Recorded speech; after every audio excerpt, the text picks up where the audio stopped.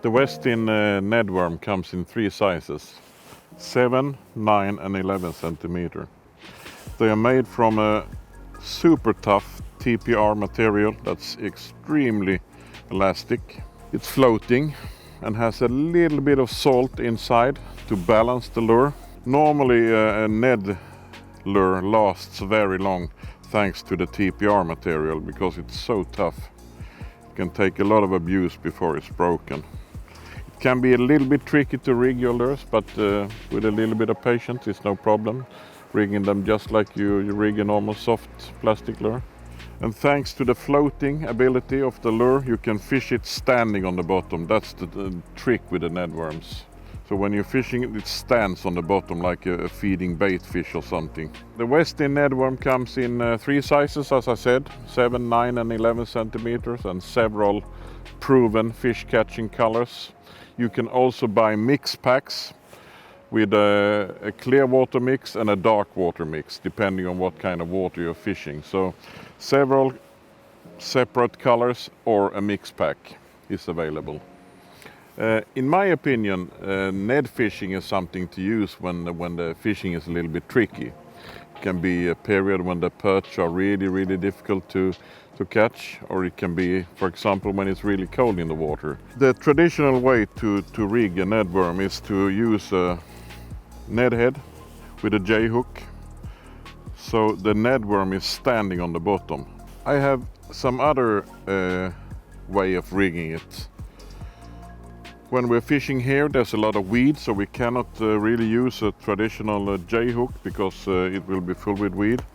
So we're using a Ned head with an offset, a wide gape offset hook, so we can fish in the weed. But the principle is the same, it's standing on the bottom. I also like to fish the Ned head on a Cheburasca head. Then you get a joint between the weight and the lure. So you get a little bit more movement in the lure with the Cheburasca head. The third way is to use like almost like a small Texas rig. I have a bullet weight, and then I put rubber float stop so I can adjust the distance between the weight and the lure. And once again I separate the lure from the weight, and I get more movements in the lure. So this is also a good way of fishing a Ned bait.